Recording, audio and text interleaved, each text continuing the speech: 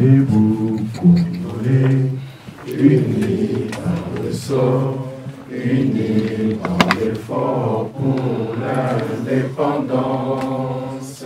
Laissons nos fronts longtemps courbés, et pour de bon, prenons le plus bel élan dans la paix au peuple ardent. Par le labeur, nous bâtirons un pays plus beau qu'avant, dans la paix, citoyens. Ordonnez, l'hymne sacré de votre solidarité, fièrement saluez l'emblème d'or de notre souveraineté. Congo, don béni, Congo, des aïeux, Congo, au pays, Congo, bien-aimé, Congo. Nous peuplerons ton soleil, nous assurerons ta grandeur. 30 juin au doux soleil, 30 juin du 30 juin, jour sacré soit le témoin, jour sacré de l'immortel, serment de liberté, que nous lèverons à notre postérité pour toujours. Nous vous remercions. Encore une fois, soyez le bienvenu ici au Presse Club Bruxelles Europe. Et c'est au nom des organisateurs. Et qui sont les organisateurs? C'est la dynamique de l'opposition, le G7. Et donc le premier intervenant, ce sera l'abbé Faustin Kwakwa, qui est à mes côtés, qui est de l'ESID. Et il va donner le thème de sa communication. Monsieur l'abbé Faustin Kwakwa, vous avez la parole.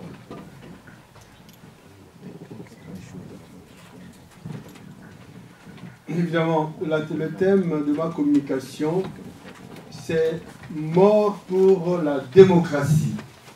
Il s'agit d'une lecture historique des événements du 16 février. Il m'a été donc demandé de faire cette lecture-là. Pourquoi cette marche a eu lieu? Qui en étaient les instigateurs? En effet, comme tout le monde le sait, elle avait pour raison la revendication de la réouverture de la conférence nationale souveraine qui avait laborieusement débuté au mois d'août de 1991 et avait réussi à se doter de son bureau provisoire le 24 décembre 1991 et fut brusquement suspendu par le gouvernement dirigé par M. Ngounze Karibond, dont M. Ngwanda a été ministre de la Défense le 19 janvier 1992. Ce qu'on devra savoir, après plusieurs années de dictature et de mauvaise gestion du pays, la CNES était pour le peuple un espace de dialogue où devaient prendre corps les bases d'une nouvelle société bâtie sur la démocratie, le respect de la dignité humaine et des droits humains, et surtout une société préoccupée par le bien-être de tous. C'était le lieu de l'élaboration du projet tant souhaité d'une troisième république complètement différente de la deuxième. Cette aspiration était bien rendue dans les documents des évêques du Congo du 27 janvier 1992, demandant la réouverture de la dite CNS. Les évêques disaient en effet, aujourd'hui plus que hier, les nations du monde sont convaincues que la paix passe nécessairement par l'instauration de la démocratie. Le peuple réclame pour cela leur participation à la gestion du bien commun ainsi que l'alternance au pouvoir.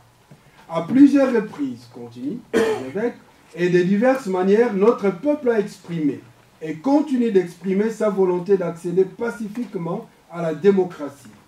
Pour la majorité du peuple zaïrois ainsi que pour beaucoup d'autres peuples de notre continent, le chemin privilégié pour accéder à la démocratie paraît être la conférence nationale souveraine. Donc la conférence nationale souveraine pour les évêques était incontournable. Parce que, les évêques continuent, nous avons déjà affirmé et réaffirmons aujourd'hui, pour bâtir la nation sur des bases solides, la recherche en commun d'un réel consensus national s'impose de toute urgence et s'avère incontournable. De l'avis de la plupart des Zaïrois, le projet de société de la Deuxième République a fait faillite. il a été officiellement désavoué et aboli. Il y a donc un vide qu'il est impérieux de combler dans le cadre d'un consensus national. Nous le savons, la crise que connaît notre pays ne porte pas seulement sur le projet de société, elle atteint également toutes les institutions publiques du pays. En effet, quelle que soit la légitimité dont pourraient se prévaloir les institutions politico-administratives actuelles du Zaïre, au regard de l'abîme profond dans lequel le pays est plongé, de la démission et du désintérêt des pouvoirs publics, ainsi qu'en considération de la crise de confiance généralisée, qui, tant à l'intérieur qu'à l'extérieur, frappe ces mêmes institutions, celles-ci ne semblent pas aptes à concevoir le nouveau projet de société et de l'homme zaïrois, ni à servir de cadre de réalisation du consensus national. Pour les évêques, la CNS avait comme objectif, voici bientôt 2 ans que nous avons souligné la nécessité pour le peuple de procéder à la conférence nationale, à une évaluation sans complaisance, mais dans la tolérance, la vérité et la justice, des causes, des succès, des échecs du passé, afin de mieux baliser l'avenir. Nous avions en outre précisé quelques-uns des objectifs majeurs de la CNS, fixer les nouvelles orientations politiques, économiques et socioculturelles du pays, s'entendre sur les nouvelles structures et institutions zaïroises, définir le profil du nouvel homme zaïrois et plus spécialement celui des personnes appelées à gérer ces structures et institutions, étudier toutes les questions relatives au processus de démocratisation telles que constitution, partis politiques, élections, mettre sur pied un gouvernement de transition. Alors, les évêques vont constater que toutes ces espérances, malheureusement, sont anéanties avec la fermeture de la conférence nationale souveraine qu'ils qualifiaient d'injuste. C'est dans ces contextes qu'un groupe appelé Comité laïque de coordination, composé d'une dizaine de personnes, pour la majorité membres de la CNS, auront pour porte-parole M. Pierre Lumbi et François Kandolo, d'heureuse mémoire. Pierre Lumbi, que vous connaissez, qui est le président du parti politique MSR aujourd'hui. Il y a des personnalités qui faisaient partie de ça aussi, que vous pouvez connaître, qui étaient dans la société civile, comme le professeur Messeke, comme Martin Fayoulou, en ce moment-là. Ils étaient dans la conférence nationale souveraine, membres de la commission de la société civile, et faisaient partie de la coordination de ces comités laïcs. Donc, ce sont eux qui ont initié cette marche. Dans l'organisation, ils ont inclus l'abbé Mpundu José, qui était très actif dans le groupe appelé Amos, groupe de réflexion rassemblant prêtres et laïcs et travaillant pour la conscientisation de la population à se prendre en charge et à se libérer de la dictature par des méthodes non violentes. Par l'abbé José Mpundu, l'association des prêtres quinois, très active et organisée en ce moment-là pour le changement dans notre pays, va apporter aussi un concours très considérable dans la sensibilisation de la population. Ainsi, comme dit l'abbé Mpundu, le 6 février de 1991, j'ai pu leur donner une rapide, donc à ces comités laïcs de coordination, de formation sur l'organisation d'une manifestation non violente.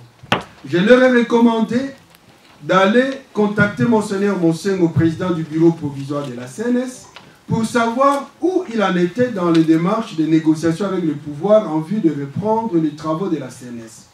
Je leur ai demandé aussi d'aller rencontrer l'archevêque de Kinshasa pour savoir ce qu'il pensait d'une telle manifestation et de solliciter son concours. Monseigneur Monsengo les a reçus et les a encouragés dans leur démarche, tandis que le cardinal, Monseigneur Ichou, les a envoyés chez son vicaire général, à l'époque c'était Monseigneur Chibangu.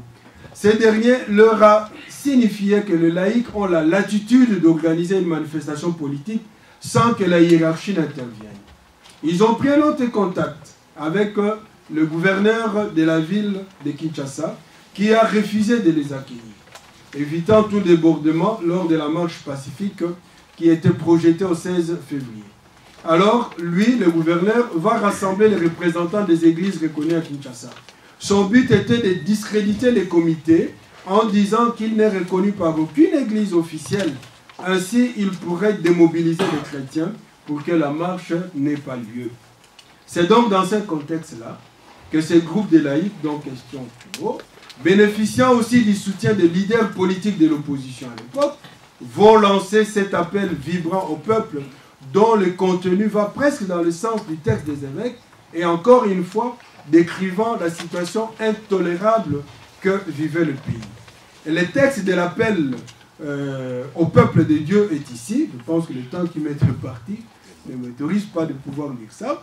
Mais sinon, ceux qui veulent peuvent voir où... Bon, voilà. Peuple de Dieu, cet appel vous est lancé. Peuple zaïrois, ce pays est un don de Dieu. Il nous appartient à tous. La crise politique, économique et morale qui secoue les Zaïrois depuis 3 décennies interpelle tous les hommes de bonne volonté. Notre pays, potentiellement l'un des plus riches de la planète, se retrouve paradoxalement parmi les 3 plus pauvres du monde. La population zaïroise, acculée par la misère ambiante, suivie plus qu'elle ne vit, survie plus qu'elle ne vit, tissu économique dramatiquement délabré, approvisionnement problématique en produits de première nécessité, chute verticale du pouvoir d'achat, ainsi de suite. Ils ont décrit ce qui n'allait pas. D'où, peuple de Dieu, homme de bonne volonté, cet état des choses ne doit en aucune façon perdurer. Répondons tous comme un seul homme à l'appel que nous ont lancé le Conseil écuménique des Églises, la Conférence épiscopale du Zaïre et les abbés de Kinshasa. La Conférence nationale souveraine est incontournable. Chrétiens, lève-toi, engage-toi, libère le peuple de Dieu.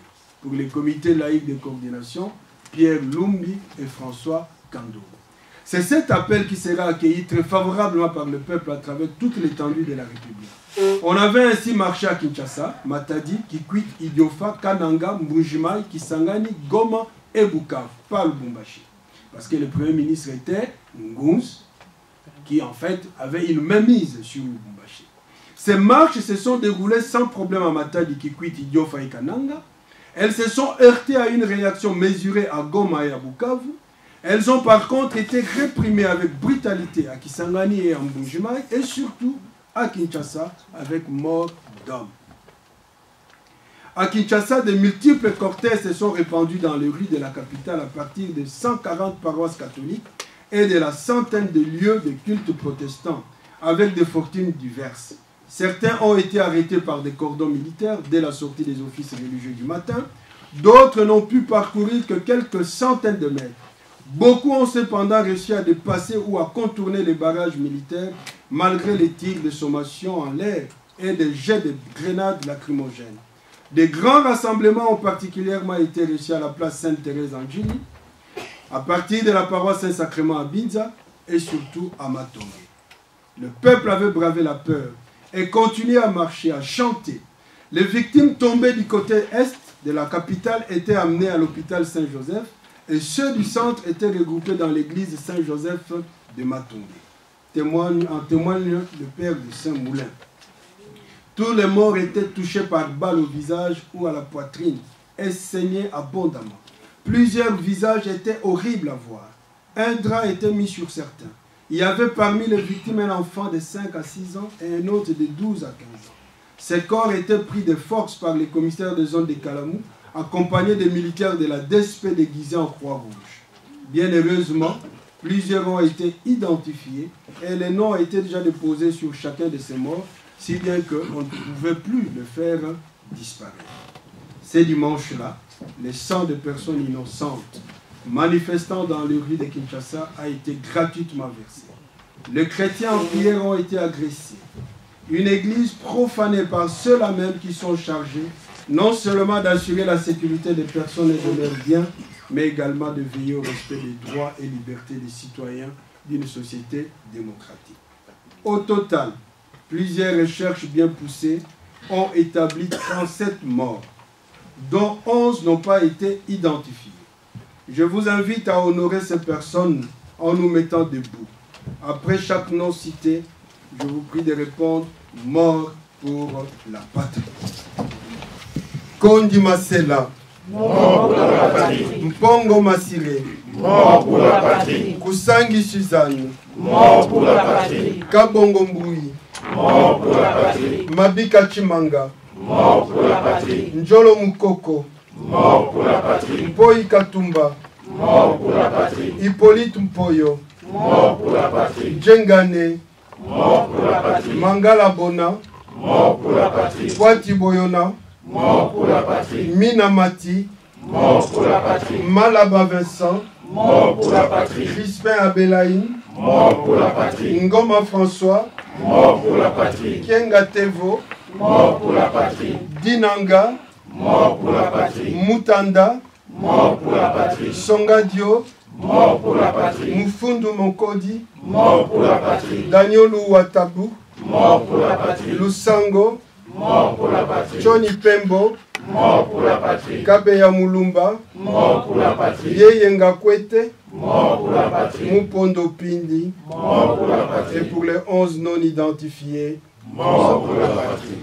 Comme un adage le dit, un peuple sans histoire est un peuple condamné à disparaître. Nous n'évoquons pas cette histoire pour en faire un simple souvenir, mais bien plus pour en faire mémoire. Ainsi, cette histoire n'est pas un simple regard sur ce qui s'est passé, mais doit plus nous interpeller pour notre avenir. Les raisons qui ont justifié la tenue de la CNS sont toujours présentes dans notre pays. Les analyses évoquées ici par les évêques comme par les comités de coordination sont encore transposables aujourd'hui dans la gestion du Congo. Nous sommes donc impérativement appelés à honorer ces vaillants fils et filles du pays en continuant à dire plus jamais cela.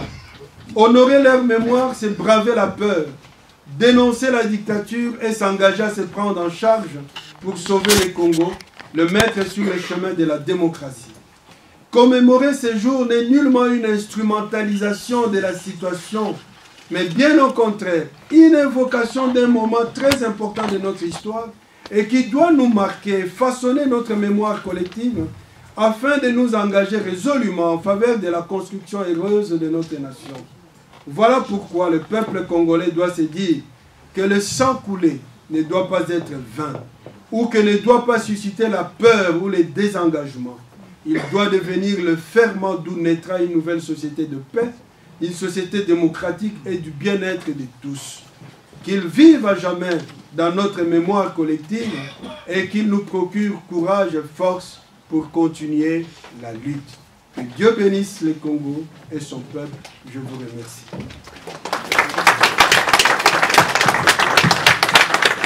Et nous passons au deuxième orateur à qui nous donnons un peu plus de 15 minutes maximum. C'est M. Christian Bouendoua de l'UNC. Et il va nous parler de la démocratie en péril. M. Christian Bouendoua, vous avez la parole. Merci. Je vais, au nom de camarades avec lesquels on a préparé l'organisation, discuter et parler de la démocratie en péril. Ce sujet nous tient tellement à cœur et tellement d'actualité que pour l'avenir de l'aspiration de notre pays en démocratie, l'UNC, mon parti, milite depuis sa création à l'édification d'un État réellement démocratique et toute vérité qui tend à compromettre cette aspiration d'un État démocratique. Mais avant de commencer, je vais vous articuler mon intervention sur 3 points. Je vais d'abord conceptualiser les termes que tout le monde connaît, démocratie en péril, et puis je ferai un petit essai avec le terme à la mode, glissement. Et ensuite, nous allons parcourir une petite analyse géostratégique ou politique avec les voisins de la République démocratique du Congo, et nous conclurons avec la République du Congo, de manière à ce que vous compreniez et que vous voyez que notre démocratie est vraiment en péril. En ce qui concerne le terme démocratie que tout le monde utilise, en règle générale, la démocratie est un régime politique dans lequel le pouvoir est détenu et contrôlé par le peuple. Et comment ce peuple exerce sa démocratie? Par une démocratie représentative. Le pouvoir exerçant par l'intermédiaire des délégués, qui sont les députés, les sénateurs et autres. On peut aussi passer à une élection du second tour.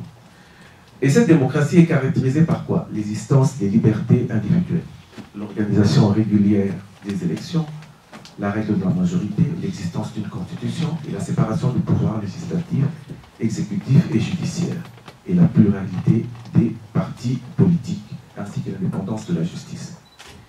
Donc, pour parler de démocratie en péril, c'est quand tous ces principes que je viens d'évoquer au préalable sont bafoués par l'une ou l'autre partie qui détient le pouvoir, et l'autre partie essaye de récupérer ce qui a été acquis, soit suite à une révolution, soit suite à une guerre, soit suite à un dialogue et toute autre règle démocratique. Alors, depuis un certain temps, le terme glissement a atterri dans le vocabulaire de tous les Congolais. Tout naturellement, le terme glissement renvoie ordinairement à un dérapage, une perte de contrôle de son équilibre. Mais dans le contexte congolais, ce terme fait une référence éventuelle au prolongement du mandat du président Joseph Kabila, consécutif à l'éventualité de la non-tenue des élections dans le délai constitutionnel. Ce glissement est vivement souhaité par le camp du pouvoir qui évoque le principe de continuité des services publics en se fiant sur une interprétation erronée de l'article 70 de la Constitution qui dispose « Le président de la République élu au suffrage universel direct pour le mandat des 5 ans renouvelables une fois, à la fin de son mandat, reste en fonction jusqu'à l'installation effective du nouveau président élu. » En réalité, le président, pendant cette période de transition, c'est qu'il y a eu élection et que nous faisons une passation de pouvoir entre l'ancien président et le nouveau président. Et c'est dans ce terme-là que le terme glissement prend tout son sens et que le pouvoir tient souvent à un dialogue pour une finalité de dépassement du mandat. Alors,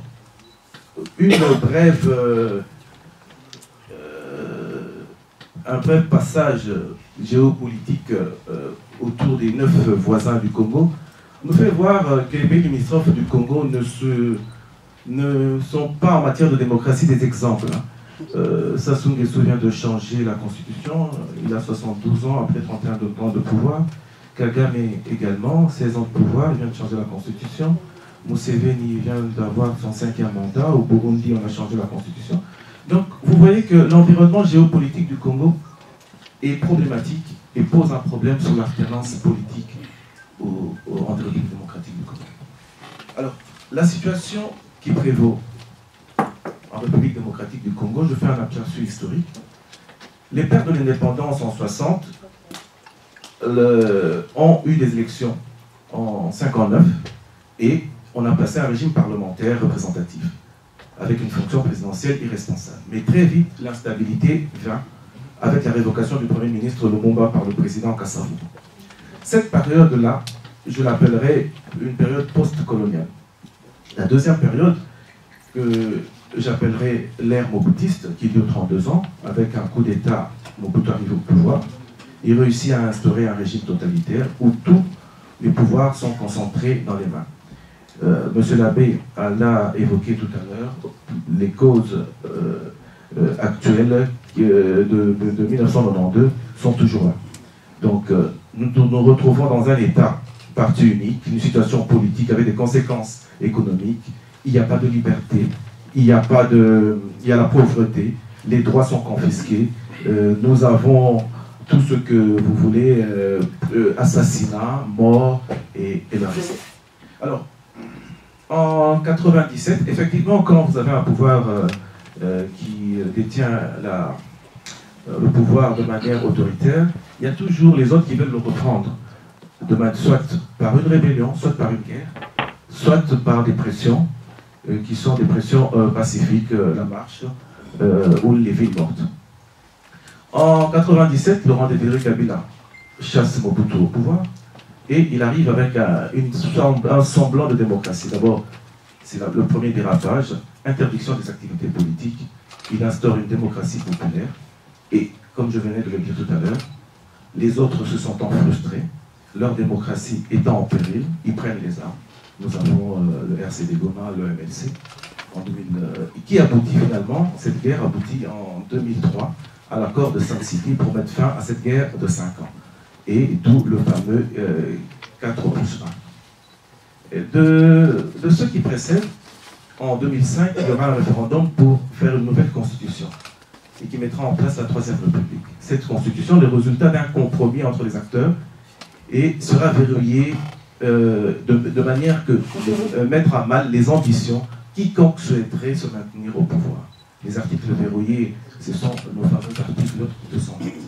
Alors, on constate que depuis 2006, petit à petit, la mise en place d'un régime de décompression autoritaire a pris place en République démocratique du Congo, malgré les élections.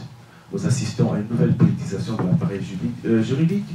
Nous assistons avec des procès en cascade, des arrestations en cascade, le cas du secrétaire général Ewanga, M. Johnny Dongala, Christopher, les jeunes de Filimbi. Hier, il y a 3 jours, il y a eu l'arrestation des 35 personnes de Lucha à Goma. Toutes ces restrictions fondamentales des citoyens, toutes ces arrestations, toutes ces intimidations. Le 17, un membre de l'UNC à Goma a perdu la vie par assassinat devant chez soi, M. Dona Maloba, tout simplement parce qu'il voulait réclamer une démocratie, il était parmi les artisans de la ville morte de Goma. Donc, de tout ce qui précède, vous voyez que tout un compromis a été mis en place depuis le Sun City, qui, dans l'exposé des motifs, dans l'article 220, mais verrouille les dispositions. La démocratie, effectivement, devient en péril lorsque les acquis des 2 transitions politiques, le dialogue intercongolais, tout ce que nous avons eu, les conflits, amènent le pouvoir à garder est mis en cause par le pouvoir en place. Tout simplement parce qu'ils veulent garder le pouvoir. Alors, toutes choses étant égales par ailleurs, l'histoire se répète. Et je pense qu'en tant que personnel politique, nous devons avoir une lecture de l'histoire et pouvoir nous situer dans la ligne du temps. Toutes choses étant, comme je disais, les mêmes choses produisant les mêmes effets. Monsieur Mobutu, en 92, en ce qui concerne la marche, a voulu restreindre les libertés. Nous avons eu la marche le 16 février. Dans cet ordre d'idée, M. Kabila va réprimer la population le 18, le 19 janvier 2015, parce que cette population s'opposait à la modification de la Constitution. Tout comme Mobutu, Kabila se croit au-dessus de la Constitution et de la République. Tout comme il y a un statut de sénateur à Vikilaton. Tout comme Joseph Mobutu, les manœuvres dilatoires pourraient pousser les échéances électorales au-delà des délais. Conférence nationale souveraine, HTTP, dialogue, concertation, les mêmes causes produisant les mêmes effets. Joseph Mobutu paiera petit à petit, comme Joseph, ses partenaires et les soutiens extérieurs. En fait, le peuple,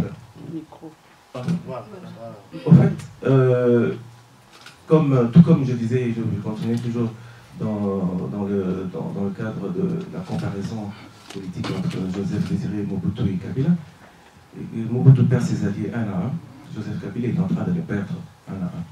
Parce qu'ils doivent faciliter l'alternance politique dans le respect de la Constitution. Donc, comme Joseph Mobutu, conclave, tout ça, c'est en multipliant de conclave en conclave, ça fait partie d'un système de fin de règne. Joseph Kabila utilise les mêmes stratèges, concertation, consultation, je ne sais pas quel autre terme on va inventer, mais avec comme instrument de distraction massive pour les débauchages des opposants. Alors, en concluant, en tant que parti politique, au regard des événements de notre pays, nous voyons que la commémoration avortée du 16 des martyrs de janvier 2015, le retour estorqué de nos léopards du Rwanda, la ville morte de 16, nous assistons à un affrontement effectivement entre 2 camps. Ceux qui veulent que la Constitution soit respectée et ceux qui veulent la garder. Et comme je disais tout à l'heure, il y a un vocable qui a apparu, le glissement. 2 autres vocables viennent s'ajouter, dont Wumela pour la majorité présidentielle et Yebela pour l'opposition. Ces 2 camps s'affrontent via les réseaux sociaux dans les rues. Le premier au pouvoir depuis 15 ans et qui veut le conserver. Glissement, dialogue, on ne donne pas des fonds à la CENI. Et les autres dans l'opposition qui veulent que multiplient des signaux pour que cela change, avec une ville morte, des marches, des pressions diplomatiques, et veillent au respect constitutionnel. Tous les éléments, tous les ingrédients d'un affrontement sont réunis.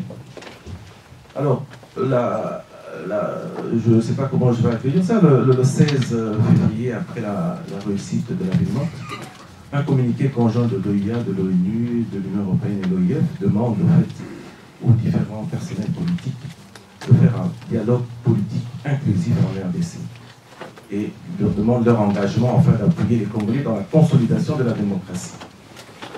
Ne nous trouvons-nous pas dans un aveu d'échec ou une stratégie de glissement accompagnée? Tout à l'heure, j'ai conceptualisé le terme glissement.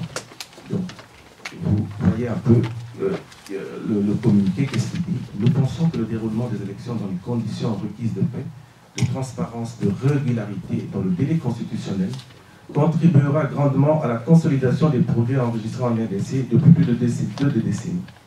Les 4 organisations partenaires exhortent par ailleurs l'ensemble des acteurs congolais à apporter leur entière coopération à Eden Kojo, émissaire de l'Union africaine, qui consulte les affaires politiques et sociaux de la RDC en vue du dialogue politique. Si le camp de Wumela sont favorables avec la majorité, avec Eden Kojo, le camp de Yebela ne s'y prête pas du tout. Leur refus de participer à un événement, à un éventuel dialogue, est perçu comme une astuce de glissement pour le président en personne. Alors, la communauté internationale, en soufflant le chaud et le froid, en demandant un dialogue et d'autre part des élections dans des délais constitutionnels où la date, dernièrement, c'était des élections dans la date délai constitutionnel, et maintenant, le terme a changé, nous sommes dans la bonne date, joue un peu à la souris, au chat et à la souris. Alors, je terminerai l'intervention en disant ceci, et j'appuierai ce que M. l'abbé, en ouvrant, qui a fait l'homélie, a dit. La stratégie de l'opposition aujourd'hui, c'est de travailler ensemble, de mettre, en tout cas pour ce qui concerne les différents leaders politiques, leur ego en réserve. Tout le monde, chaque parti politique croit que son leader est le meilleur leader qui pourra abonder l'aspiration du peuple. Et vous avez suivi mon analyse, je disais, toutes choses étant égales par ailleurs, les mêmes causes produisant les mêmes effets. Si nous nous retrouvons encore en 2016 ou en 2017, selon ce qui se passera, avec 3 candidats de l'opposition face à un candidat du pouvoir, je ne suis pas devin, mais je connais déjà la suite. Par contre, si tous les opposants et notre parti, l'UNC, militera pour ça, c'est de pouvoir d'abord déterminer les préalables et avec un comité de sages, savoir comment nous allons trouver un langage commun pour répondre aux aspirations du peuple. Parce que comme je l'ai dit tout à l'heure, au départ, le pouvoir, c'est le peuple qui le donne. Je vous remercie, que Dieu vous bénisse. Le dernier intervenant, c'est Dr Mbongani, qui est le chargé des relations extérieures du MLC, Mouvement pour la libération du Congo. Et M. Mbongani va nous parler du sujet suivant, l'opposition et défi de l'alternance politique en RD Congo. Vous avez la parole, M. Mbongani. Merci beaucoup, monsieur le modérateur, Cheikh Fita. Je commencerai mon propos en félicitant d'abord l'Auguste Assemblée pour cette mobilisation, parce qu'on a l'habitude des conférences, des réunions politiques, mais il faut quand même féliciter quand la volonté de tout un chacun se manifeste par cette présence massive. Vous avez quitté vos domiciles avec vos activités diverses pour venir nous écouter. Finalement, nous écouter, je ne pense pas que nous nous écoutions tous ensemble, parce que cet exercice va se terminer par un échange entre l'Assemblée et les orateurs. Je tiens à remercier personnellement mes prédécesseurs qui, par ailleurs, ont vidé le sujet. C'est ce qui est intéressant souvent de s'exprimer après deux personnages de grand calibre, c'est d'avoir moins de temps. Je prendrai vraiment moins de temps pour mon propos, qui a été un peu empiété par mon prédécesseur, pour parler de l'unité, de l'opposition. Est-ce une nécessité pour l'alternance? En réalité, chers amis, amis de la presse, chers compatriotes, je vais prendre court. Je vais partir de 2006 jusqu'à maintenant, parce que sinon, c'est un sujet pour lequel on peut commencer beaucoup plus tôt. Christian Bouenda a eu la gentillesse de faire un retour historique par rapport à la situation de notre pays, 60 jusque maintenant. Mais vous savez tous qu'en 2006, les Congolais sont allés aux élections.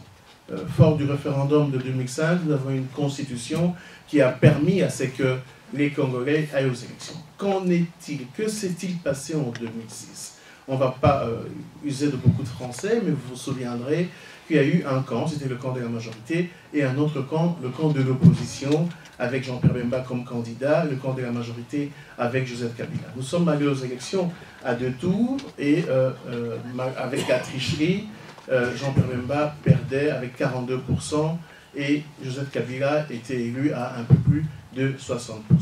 Que espéraient les Congolais en ce moment? Malgré la tricherie, malgré la reconnaissance finalement de cette mainmise de la communauté internationale pour faire passer Joseph Kabila, que Jean-Pierre Bemba a publiquement dit et connu de tous, nous avons vu dans les mois à venir un phénomène qu'on a appelé le magnétisme de la majorité. Nous nous sommes retrouvés avec un émiettement dans la classe politique de l'opposition. Pas besoin de citer des noms, mais un grand nombre d'acteurs politiques de l'opposition, parce qu'on espérait qu'il y ait un début de démocratie avec 40% de l'opposition forte active pour faire le contrepoids avec la majorité de Joseph Kabila avec 60%. Nous avons vu dans le chef de l'opposition des grands calibres partir. C'est ce à quoi je voulais revenir. Je donnerai tantôt dans mon propos les raisons qui font que les opposants sont fragilisés. Les Congolais passent un moment difficile, l'opposition est amoindrie en 2006, nous arrivons au deuxième cycle pseudo-démocratique électoral de notre pays, qui est le cycle de 2011. 2011, il faut le dire, la nation congolaise bénéficie du retour en force du leader Maximo, le président Etienne Tshisekedi. Il y a un espoir au sein de la population nationale, et nous voyons des leaders de grand calibre émerger au niveau de l'opposition. On a Martin Fayoulou, on a Vital Kamerhe qui à l'époque nous avait rejoint quelques temps plus tôt, et d'autres, Diomino Ngala. Nous allons aux élections en 2011, tout en espérant que cette fois-ci c'était la bonne, et que le peuple congolais allait reprendre la main, mettre hors de cause le régime finissant de Joseph Kabila. Mais tout cela a été sans compter avec la tricherie qui a permis à Joseph Kabila de remplir pour un autre mandat. Ce mandat a été contesté. Vous savez que le président de l'UDPS a prêté serment à son domicile, a refusé d'accepter la victoire de Joseph Kabila. Il y a eu début de crise. À ce moment-là, déjà, beaucoup de leaders, certains leaders de l'opposition avaient demandé un dialogue politique parce qu'on ne pouvait pas accepter un régime illégitime, même s'il avait prêté serment devant les institutions du pays, mais c'était illégitime parce que dans la large majorité, les Congolais s'étaient exprimés contre Joseph Kabila en 2011, malgré que, encore cela est important de dire, et en 2006 et en 2011, la faiblesse, parce qu'il faut pas simplement chaque fois taper sur la majorité, il faut arriver d'abord à épingler les faiblesses de l'opposition. À chaque fois, il y a eu des couacs, il y a eu des ratés en termes de grands rendez-vous. En 2006, l'opposition n'a pas pu avoir l'aval nécessaire que nous avons demandé, par exemple, à l'UDPS en 2006 pour pousser les gens à s'enrôler et finalement donner un quitus à celui qui avait la main en ce moment-là.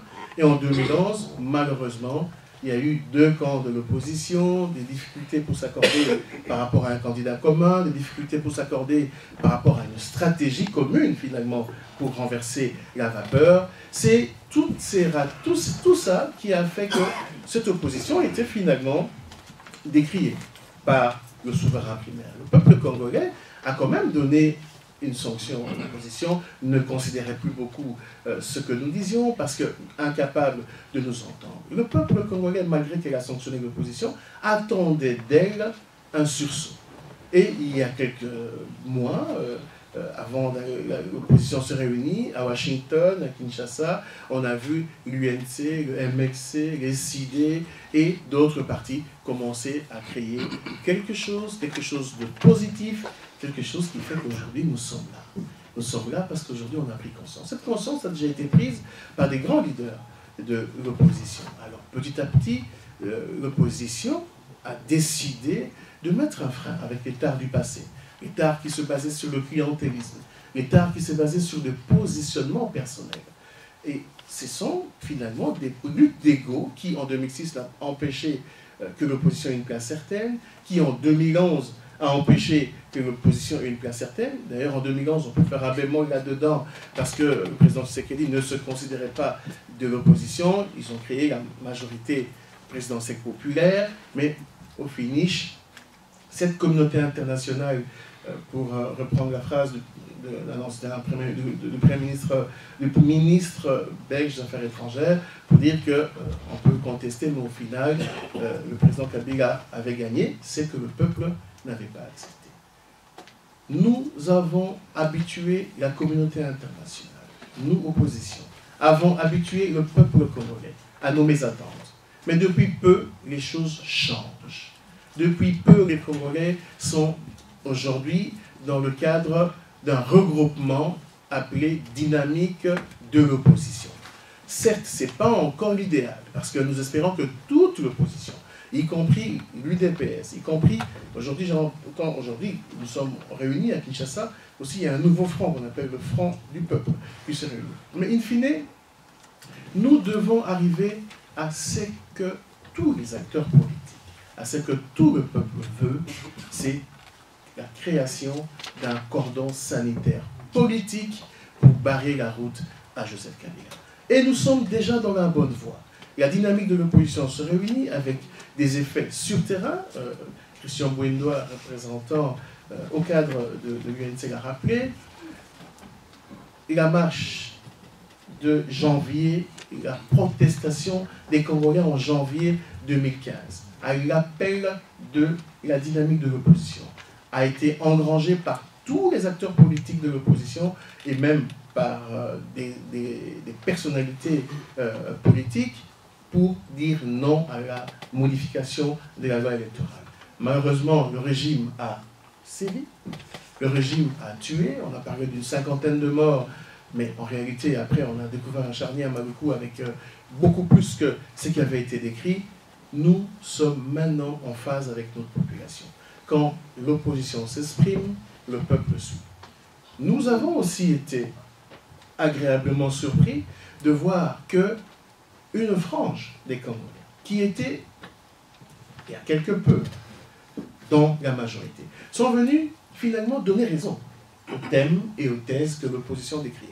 Quand nous disions aux Occidentaux, quand nous disions aux Congolais que c'est un régime qui ne veut pas aller dans le sens d'organiser des élections, que c'est un régime qui veut se pérenniser au pouvoir. Certains disaient, mais organisez-vous d'abord au niveau de l'opposition et puis nous verrons. Qui est la personne qui est aujourd'hui capable, à même de remplacer Joseph Kabila? Nous battions l'opposition du monde. Mais nous avons vu des partis membres de G7 qui étaient avec Joseph Kabila venir tenir le même propos. Il faut le dire, c'est quelque chose qui est venu donner de l'eau à notre moulin. Et cette communauté internationale, ce peuple congolais qui se disait, cette opposition orpheline finalement, qui était incapable de changer les choses, ne fait que se grossir. Et je profite de ce moment pour lancer un appel à ceux qui sont encore restés du côté de l'erreur, du côté de Joseph Kabila. Ce n'est pas trop tard. Le Congo est notre pays. On ne va jamais changer le Congo avec des nouveaux Congolais. C'est nous, Congolais, fils de ce pays, de la majorité présidentielle, de l'opposition, que nous allons construire ce pays. Mais ceux de la majorité qui doivent comprendre qu'il faut lâcher. Lâcher définitivement Joseph Kabila parce que c'est, j'ose dire, c'est une malchance pour notre pays. Parce qu'on ne pouvait jamais croire, on ne pouvait jamais croire qu'un pays avec 70 millions d'habitants, avec des intellectuels de grand renom, que nous soyons à la traîne des nations africaines. Parce que un manque de lisibilité, un manque de visibilité à la tête de notre pays. Aujourd'hui, l'opposition se reconforte avec la dynamique de l'opposition, avec les amis de G7, avec des personnalités politiques qui n'ont peut-être pas encore des partis, mais qui aujourd'hui sont venus nous renforcer. Nous sommes heureux parce que qu'est-ce qui se crée maintenant? Au niveau politique, il y a ce qu'on appelle la plateforme dynamique de l'opposition et G7. Les actions sont connues. Libre à vous, lors de l'exercice de questions-réponses, pour d'autres éléments que je pourrais apporter des précisions. Mais au niveau des actions citoyennes, nous sommes dans un front qu'on appelait le cordon sanitaire politique, affectueusement appelé par le Congolais le Front citoyen 2016. Et pour ça, chers Congolais, je pense qu'il faut qu'on applaudisse ce front. Une salve d'applaudissements pour ce front.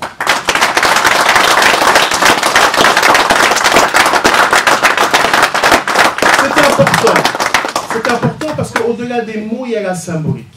Et nous devons aller dans ce sens.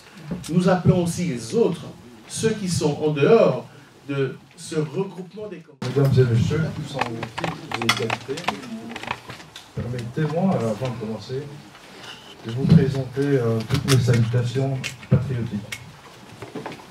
Comme le modérateur vient de le dire, donc je suis Alain Massoud, le représentant de l'ARC, non, je suis le président de l'ARC Belgique, qui est donc le bureau de représentation de l'Alliance pour le renouveau du Congo, le parti cher au président Olivier Kabitat.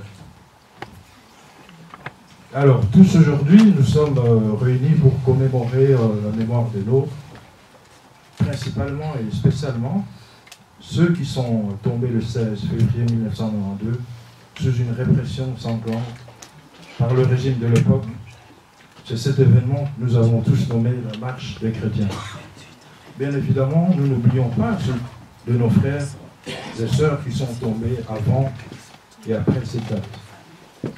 Devons-nous ici rappeler plus récemment, et je crois que ça a été rappelé aussi, les événements de janvier 2015 pendant lesquels au moins 42 personnes, et les chiffres viennent de la Fédération internationale des droits de l'homme, 42 personnes ont été tuées lors des manifestations contre un projet de révision de la loi électorale susceptible d'entraîner le report de l'élection présidentielle de 2016. Et d'ailleurs, ouvrons une parenthèse, quand bien même à l'époque l'ARC faisait partie de la majorité présidentielle, nous avons voté contre ce projet à l'Assemblée nationale. Je ferme ma parenthèse.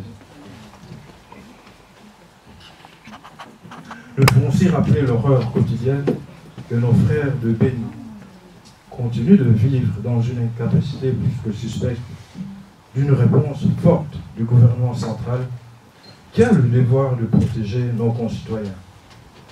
Alors, en ma qualité de représentant de l'ARC, et m'exprimant aussi au nom du G7, je saisis l'opportunité qui m'a été amicalement et gentiment donnée par les amis de la dynamique de l'opposition, le MLC, l'UNC, le CID et les autres amis, parce qu'ils sont à l'origine de ce projet de conférence aujourd'hui.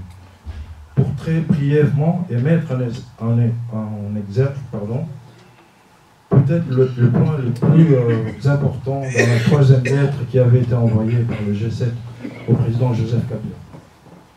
C'est juste pour montrer quel est l'esprit et la démarche du G7. Alors, pour rappel, le G7, c'est une plateforme, un regroupement de 7 partis politiques issus de la majorité présidentielle, qui a adressé une lettre ouverte au président de la République, critiquant et dénonçant des manœuvres inavouées et dilatoires pour ne pas respecter la Constitution et donc faire adopter à la majorité présidentielle dont nous faisions partie une stratégie que nous avions qualifiée de suicidaire. L'arrêt de la Cour constitutionnelle conditionnant le lancement du processus électoral par l'organisation prioritaire des élections des gouverneurs de nouvelles provinces, pour lequel le gouvernement n'avait pas prévu de budget, a été une ligne rouge pour nous, qu'on ne pouvait plus supporter. Ainsi donc, une plateforme, voilà, le G7 est une plateforme.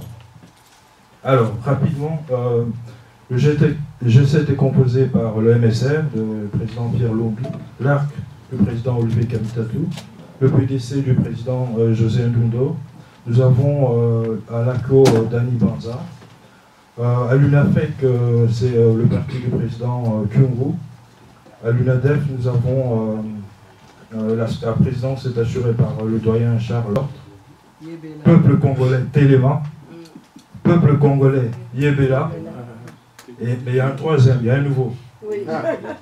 Peuple congolais Timbela. Et l'autre Nini et Silakate. Merci beaucoup. Alors, non, je vais juste finir en remerciant, s'il vous plaît, nos amis de la dynamique de l'opposition qui nous ont amicalement invités. Je commence par le docteur Mbungani et Marie-Louise Yafekele, toute l'équipe du MLC. M. Labé Kwakwa, Kofi et M. Mapessa de l'ECD, M. Bouindoua de l'UNC, M. Kaniki de l'UNADEF.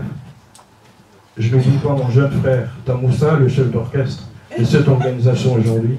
Et bien sûr, mon comité RPG. Merci. Ok. Bon. Je remercie donc aussi la dynamique de l'opposition de notre invité aujourd'hui. Je suis donc Elena Matundu, présidente de l'ASBL Jefaya, qui est le groupement des femmes africaines intégrées et actives. Et ce soir, je viens ici en tant qu'activiste et défenseuse des droits de la femme, et aussi militante contre les violences sexuelles faites à la femme congolaise surtout. Et j'ai très bien écouté tous les intervenants, j'ai analysé tout ce que vous avez dit, et je suis fière en tout cas qu'enfin le Congolais ont décidé de se rassembler, en tout cas ceux de l'opposition. Je regrette que ça n'a pas été fait beaucoup plus tôt, on devrait gagner 5 ans je crois. Et voilà, ça c'est pour me lancer un peu dans la barre. Donc voilà, ce que je voudrais dire aussi, que cette dynamique d'opposition ne doit pas oublier donc, la part de la femme congolaise dans les décisions. Et je me réjouis d'en voir quelques-unes ici, mais j'espère qu'il y en aura encore beaucoup plus la prochaine fois pour qu'il y ait enfin une parité. Donc pourquoi? Parce que la femme congolaise est la première victime de ce qui se passe chez nous à l'est du Congo. Et nous savons tous que nous avons été qualifiés de capitale du viol à cause de tout ce qui s'y passe. Pourquoi? Parce que nos frontières ne sont pas sécurisées. Notre pays est appelé une bijouterie à ciel ouvert où les hommes armés viennent entrer de toutes parts pour piller, voler, violer, tuer, massacrer les femmes et les enfants. Donc pour moi, il ne faudra pas oublier donc, cet élément-là, ce dossier-là. Et on sait tous que voilà, cela est dû surtout pour l'exploitation de nos minerais. Nos minerais qui sont donc en abondance chez nous et qui profitent surtout aux multinationales ici. C'est pourquoi donc j'insiste toujours auprès de mes compatriotes congolais qu'il ne faut pas oublier qu'il y a une loi, en tout cas un règlement qui est en train d'être voté au Parlement européen qui concerne la traçabilité des minerais. Et aucun lobbying congolais ne défend ce règlement. Personne. Si bien qu'il y a quelques semaines, c'est passé à nouveau à Strasbourg, et ça n'a pas abouti. Parce qu'aucun lobby congolais n'est là pour défendre ce règlement. C'est inadmissible. Je ne comprends pas pourquoi les Congolais ne se bougent pas, parce qu'il s'agit de nous. Il s'agit de nous, il s'agit de notre terre, il s'agit de minerais qui doivent profiter aux Congolais et non aux multinationales. Et c'est à cause de ça, de cette exploitation sauvage, que nos femmes sont violées. Donc tout a un lien. Il est vrai que la solution sera politique, donc je compte beaucoup sur cette plateforme de la dynamique de l'opposition. Et voilà, j'insiste à nouveau pour que les femmes fassent partie de façon une parité. Donc voilà, j'appelle donc mes sœurs à être plus actives politiquement. Et voilà, j'en terminerai donc là. Bien, voilà. Chers compatriotes et chers amis et distingués invités, je tiens tout d'abord à vous remercier, nos amis de la dynamique de l'opposition, de nous avoir invités à leur sortie officielle, ici en Belgique. Et en même temps honorer ensemble,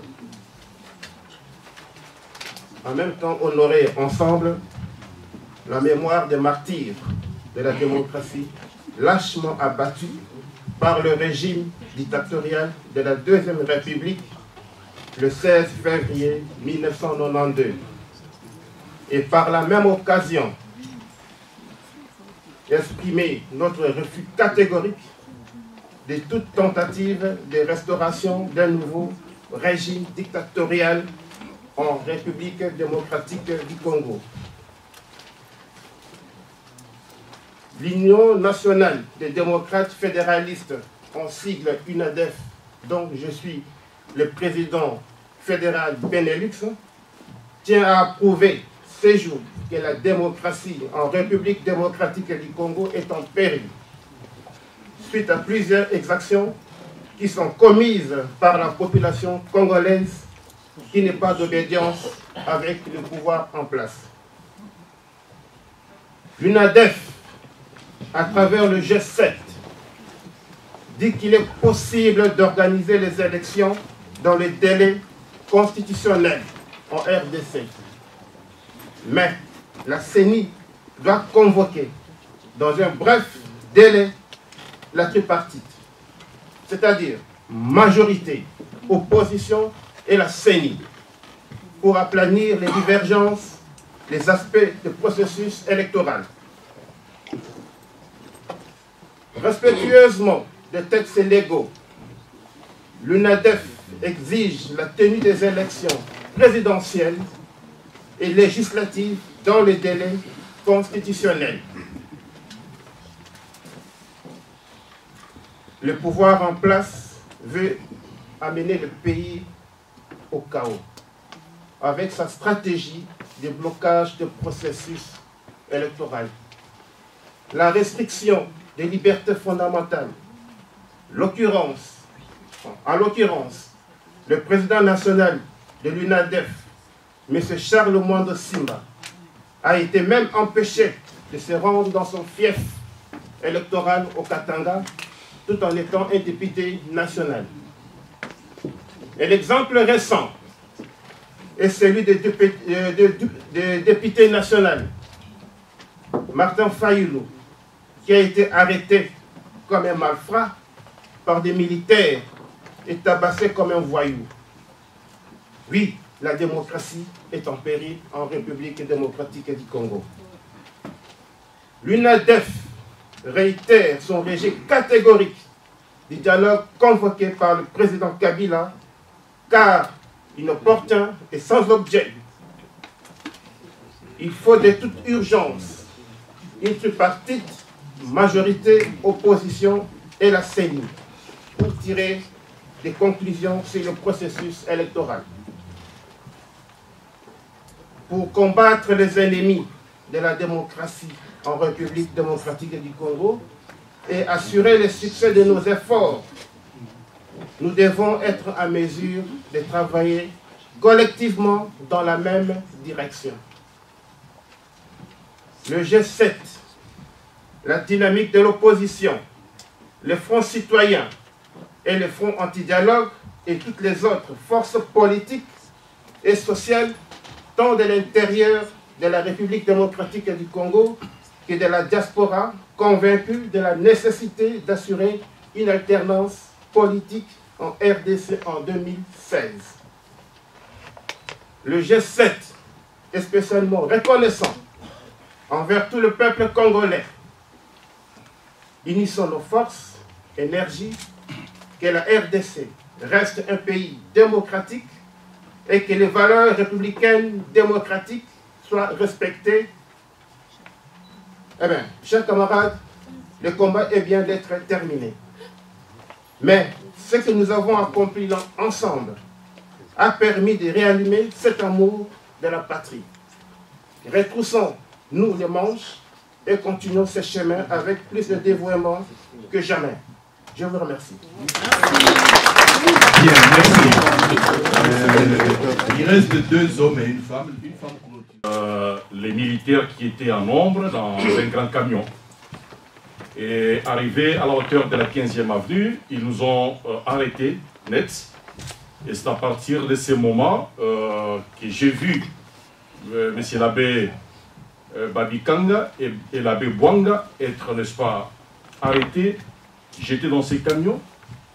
Et la plupart des amis qui commençaient à fuir, nous avons eu, n'est-ce pas, le courage de démarrer fixe et de les appeler à venir, étant donné que ceux qui nous chapeautaient étaient arrêtés. Alors, un capitaine qui s'appelait à l'époque Kayembe, connu sous le nom de K20, parce qu'à tout moment qu'il pouvait arrêter quelqu'un, il devait demander $20. Alors, on lui donna le nom de K20.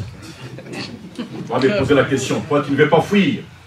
J'ai dit, je ne fuis pas. Alors, il ordonna à ses militaires de venir me cueillir. Je n'ai pas attendu que les militaires me prennent. Moi-même, je suis allé monter, n'est-ce pas, dans ces camions, pour nous retrouver dans la brigade mobile à Mangobo. Pour ceux qui connaissent Mangobo, je pense que vous voyez un peu à quoi ça ressemble. C'était quoi le vrai problème? Les groupes qui étaient arrêtés, c'est un groupe qui devrait disparaître. Parce que notre lieu, n'est-ce pas, de captivité n'était connu de personne. Comment se fait-il que nous parvenions, n'est-ce pas, à nous échapper de cet endroit-là, alors que nos amis tombaient sous les coups de balles à Kinshasa? Il faut toujours être, n'est-ce pas, un peu clairvoyant. Dans ma cellule, parce qu'on était tous, n'est-ce pas, dans la même cellule, je vais demander la permission d'aller au petit coin. Et la malchance de ces militaires, bien sûr, brigade mobile, c'était d'accepter, n'est-ce pas, ma demande. En allant faire, n'est-ce pas, mon petit besoin, je vais lui proposer. Je dis, écoute, moi je ne suis pas concerné par ces histoires. On m'a arrêté parce que je me suis retrouvé au mauvais endroit et au mauvais moment. Qu'est-ce que tu veux? Mon frère est en train de vendre du carburant au marché de Mangobo. Si tu veux, je te fais une petite note et tu vas le voir pour qu'il puisse te donner 100 000 zaïrs. À l'époque, c'était des millions, je pense. Et le type accepta. Et c'est lui qui va chercher, n'est-ce pas, un petit paquet pour moi, que je vais griffonner en anglais, en envoyant à l'ami qui vendait, n'est-ce pas, du carburant, qui connaissait aussi les anglais, pour dire, nous sommes ici à la brigade mobile. C'est là que nous sommes. Et entre parenthèses, je mets 100 000 zaïrs. Le type regarde la note, il dit, effectivement, c'est l'argent que je vais maintenant gagner. Il est allé en courant. Et arrivé là-bas, il va présenter, n'est-ce pas, la note à l'ami. L'ami qui lui dit, attends-moi un tout petit peu. Il tourne derrière, et c'était la paroisse Christ-Roi de Mangobo.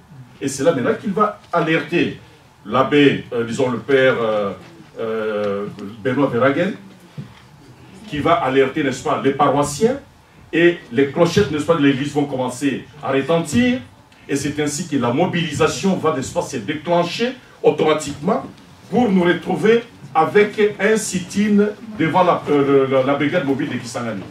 Voilà de quelle manière nous avons eu la vie sauve.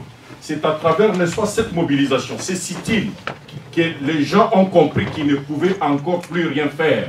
Il fallait libérer ces gens, ou bien toute la population, n'est-ce pas, de Kisangani. Sachez très bien qu'il y avait des paroisses de Makiso, des paroisses de Kabondo qui étaient en nombre. Alors, comment faire? Ils étaient obligés, n'est-ce pas, de nous libérer. C'est de cette manière-là que nous sommes partis de ces cachots-là, vers 20 h, avec des chants invraisemblables sur toute l'étendue, n'est-ce pas, de la commune de Mangobo, où nous avons fêté, n'est-ce pas, notre victoire contre les forces du mal. Sachez très bien, mes chers amis, qu'aujourd'hui nous parlons de la démocratie. Ces gens qui avaient versé de leur sang l'ont fait à cause de la démocratie. Nous avons entendu, n'est-ce pas, les exposés. On nous a parlé de la démocratie. Mais laissez-moi vous dire quelques petites choses qui pourraient, n'est-ce pas, nous aider à appréhender cette notion-là différemment. En une minute. Oui, en une minute. Je ne suis pas venu pour pas parler trop aujourd'hui.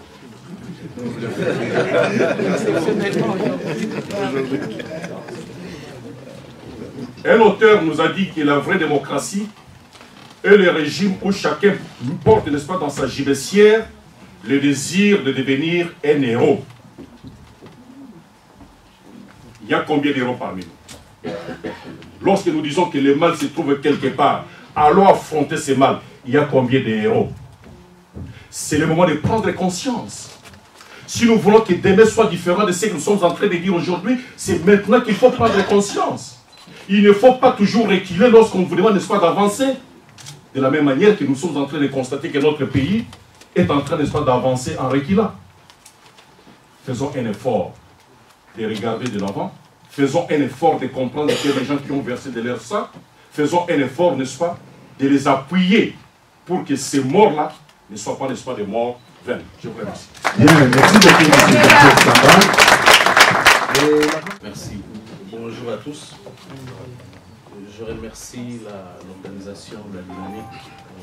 Je remercie particulièrement mes frères du MLC pour cette organisation. Je suis membre du PDC, mais je ne suis pas, n'étant pas ni représentant ni président du PDC en Belgique. Je suis simplement membre en séjour pour le moment en Belgique, donc je ne ferai pas une déclaration solennelle officielle. Et depuis le mois d'octobre, nous sommes déjà habitués au niveau du G7 de parler le même langage. Donc je m'en tiens à la déclaration de M. Massoudi en ce qui concerne le G7. Juste souligner que pour le G7, le respect de la Constitution est notre cheval de bataille. Et nous sommes persuadés, nous croyons fermement que c'est encore possible d'organiser les élections dans les délais, pas convenables comme on dit, mais dans les délais constitutionnels tels que prévus par la Constitution. Donc je suis ici depuis quelques jours. J'ai vécu, je suis de la diaspora, mais je viens de vivre toute une année à Kinshasa parce que j'ai été au ministère de l'Environnement, au Conseil du ministre, pour le compte de notre parti, le PDC. Donc j'ai eu, en tout cas cette année, à expérimenter quelque chose que nous ne vivons pas ici à la diaspora. Bien aimé, je peux vous dire que c'est tellement efficace de s'opposer de l'intérieur. C'est tellement efficace. Moi, je l'ai vécu. C'est un petit témoignage. J'ai vécu tout ce qui s'est passé avec le G7, notamment notre ministre de l'Environnement, vous savez tous, qui avait refusé de démissionner, député du PDC, mais qui à la dernière minute a fait allégeance au chef de l'État en public, devant le ministère, devant 2000 personnes. Et moi, j'étais son conseiller en charge de la conservation de la nature. Donc le vice-président du PDC était le DIRCAB. Nous nous sommes réunis immédiatement et c'est là que les discussions ont commencé. Les gens qui disent, bon, nous allons démissionner, mais après, nous allons vivre de quoi? Les gens refusent. Oui, vous dites nous démissionnons et après. Mais nous avons démissionné par principe. Par principe, et je pense que tout le monde a suivi. Il y a eu beaucoup de choses, beaucoup d'humiliations avec la police, avec la garde républicaine et tout ça. Je passe tous ces détails. Mais nous l'avons fait parce que pour une fois, il fallait faire quelque chose par principe.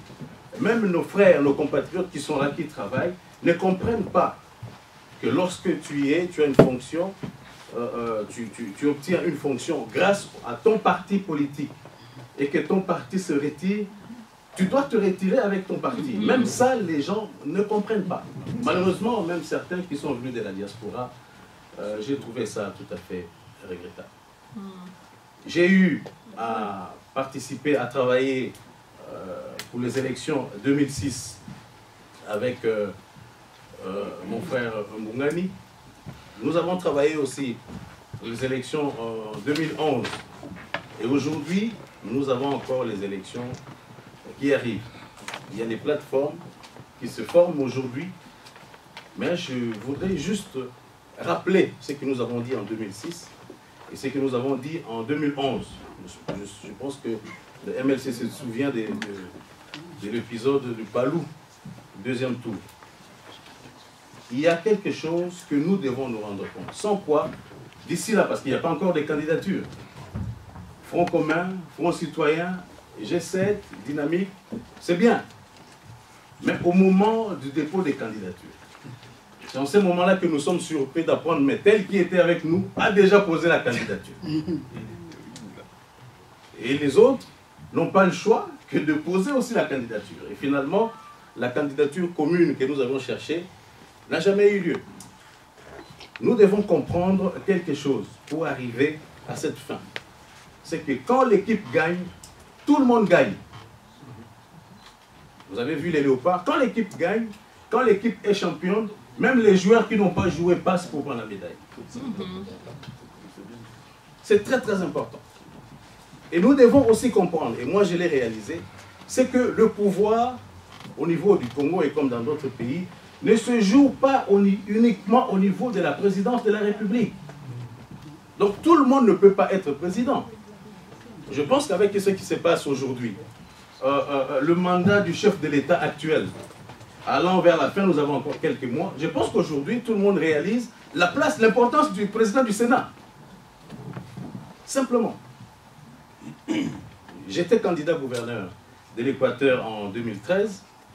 J'étais encore candidat député provincial ici l'année passée. Nous avons déposé les candidatures, nous avons payé les cautions jusqu'aujourd'hui.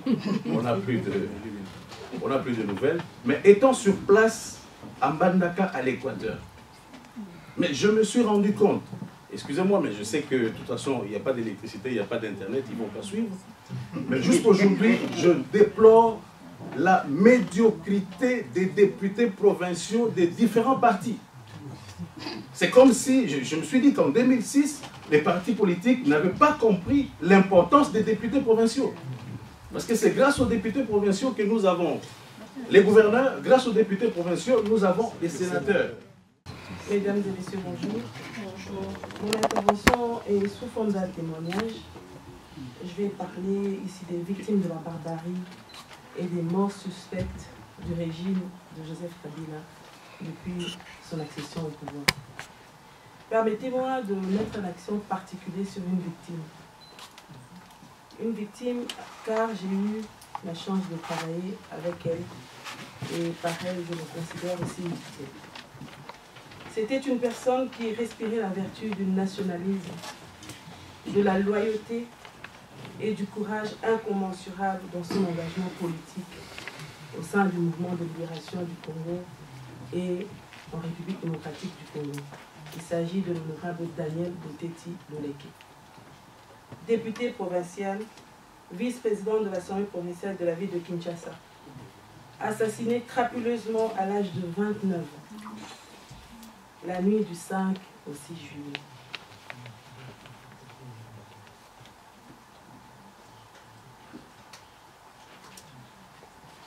Qui était Daniel Boteti? Excusez-moi.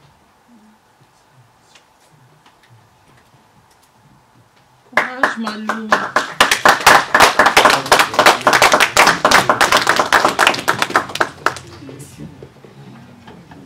Beaucoup l'ont certainement connu, fils du général Boteti et de maman Néné. Membre du MLC, mais elle finira par arriver un jour. Toutefois, retenez de lui qu'il avait accompli son travail en si peu de temps, de décembre 2006 à juillet 2008, 18 mois dans l'exercice de la législature. Il n'eût pas fallu longtemps pour que Daniel Boteti puisse dépasser tous les plans inhumains du gouverneur de la ville, André Kimbuta Yango, contre la population de la ville de Kinshasa. J'assume mes propos. Nous pouvons être fiers de lui, le citer parmi les martyrs de notre pays, car c'était un résistant, intransigeant et un incorruptible avéré. Des morts suspects, il y en a eu tant d'autres. Assassinés dans les mêmes circonstances que Dani. Nous avons perdu des engagés de la République. Permettez-moi d'en citer quelques-uns. Marius Gangale, député provincial de la ville de Kinshasa, membre du MLC. Lajos Bidiou, député provincial du Bas-Congo, membre du MLC. Armand Tungoul, vaillant combattant de la liberté d'expression.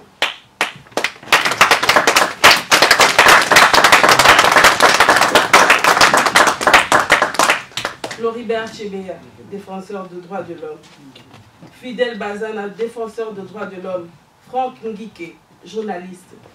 Mouindo Nzangi, journaliste. Alain Moloto, chrétien engagé pour la démocratie. Mamadou Ndala et Mbouza Mabé, des vaillants militaires qui ont donné leur vie pour la défense de la patrie. Récemment à Goma, M. Dona Maloba de l'UNC, abattu devant son domicile. Et tant d'autres disparitions politiques restées non élucidées. Ici, je pense au docteur Soso, médecin personnel du président Bemba lors des élections de 2006. Toutes ces disparitions devraient nous interpeller, à prendre conscience de la répression brutale qu'entraînent ces barbares. Comment faire pour pallier à cela? Nous devons continuer à nous battre pour les chasser du pouvoir. Le dernier rapport de droits de l'homme, Human Rights Watch, est scandaleux. On compte des arrestations arbitraires par centaines, dans lesquelles on trouve des personnalités politiques, Jean-Claude Mouyambo, Diomi Ndongala, des militants des partis politiques, des journalistes et des défenseurs de droits humains, Fred Baouma, Yves Makwambala de Filimbi, Christopher Ngoy, menacés en raison de leur opinion publique ou de points de vue publiés, d'autres même sans droit de visite familiale, sans assistance médicale et même sans assistance d'un conseil. C'est une honte pour notre pays. Non, non, non, je vous invite à réclamer l'instauration de la justice pour les victimes et la sécurité du peuple dans notre pays. Si, il y a 24 ans, le 16 février 1992, plus de 2 millions de femmes et des hommes se sont levés, ils ont pris le courage avec détermination pour réclamer la réouverture de la conférence nationale souveraine, espoir pour l'instauration de la démocratie et d'un état de droit en RDC, ils ont eu gain de cause. Nous aussi, nous pouvons y arriver. S'il y a 10 ans, le 18 février 2006, la constitution actuelle qui consacre une démocratie pluraliste était promulguée après son adoption par plus de 85% de la population, nous aussi, nous allons y arriver. C'est pour cela que je vous invite à vous lever. On va faire un exercice. Se tenir par la main. S'il vous plaît.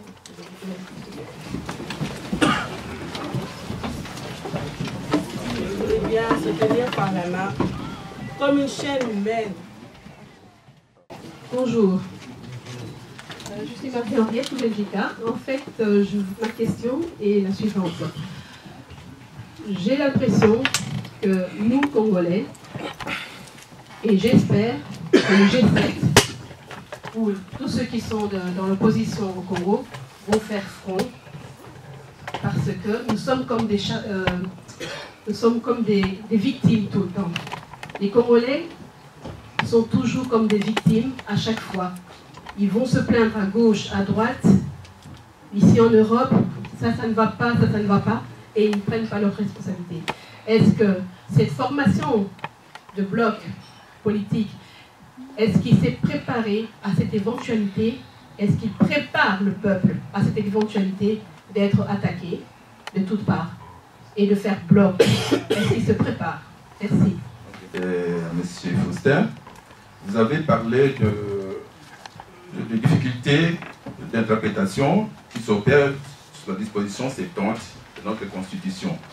Évidemment, c'est là que le gouvernement, le pouvoir en place, est en train de se glisser dans cette fissure.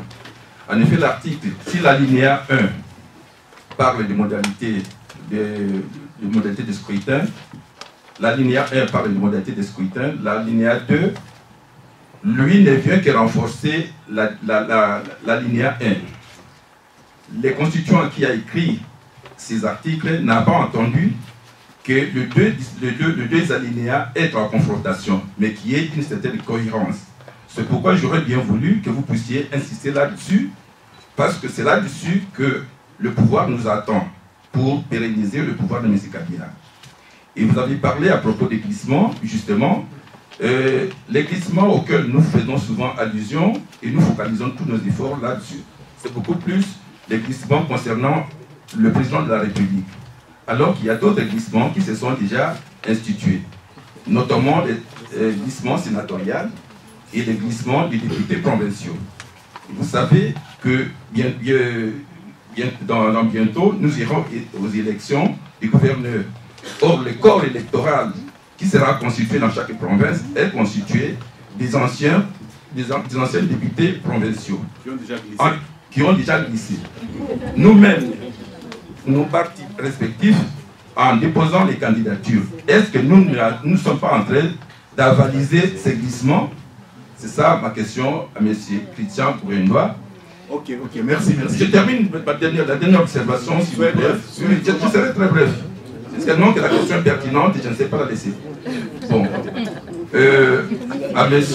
Mbungani, docteur, représentant le responsable du parti du MLT, vous avez parlé justement bien à propos des forces que constitue la dynamique, les G7 et toute une variété, je dirais une panoplie de plateformes au sein de la République démocratique du Congo, les plateformes de l'opposition.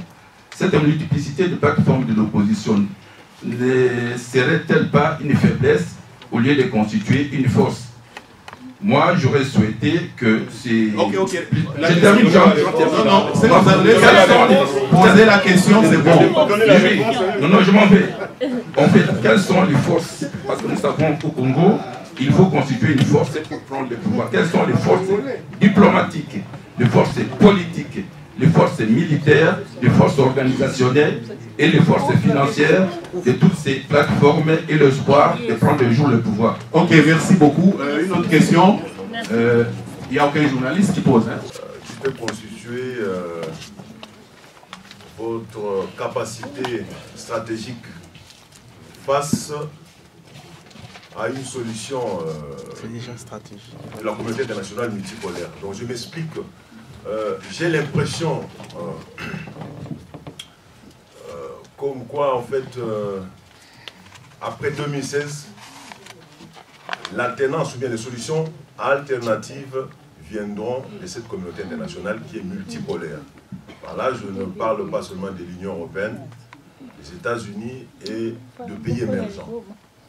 Je constate une faiblesse. Question. Oui, c'est ça en fait. Avez-vous cette allocation des ressources, donc la capacité stratégique face à une solution qui sera imposée par cette communauté internationale qui est multipolaire? Ok, merci. Serait-il possible de nous réunir en tant que dynamique de l'opposition diaspora à chaque fois qu'il y a des actions au pays pour en fait être en connexion avec le pays? Surtout le mien, j'ai rappelé la nécessité de l'unité de l'opposition. À ce jour, la dynamique de l'opposition existe. La preuve, vous êtes invité à l'initiative de la dynamique de l'opposition élargie au G7. Donc nous sommes en train de créer le cordon sanitaire politique nécessaire à assurer l'alternance politique dans notre pays. Rien n'est effacé. Il ne faut pas croire que les acteurs politiques s'assiedent et que directement les choses s'enclenchent. C'est un processus qui a commencé depuis des mois, qui petit à petit se tisse parce que nous avons un objectif commun.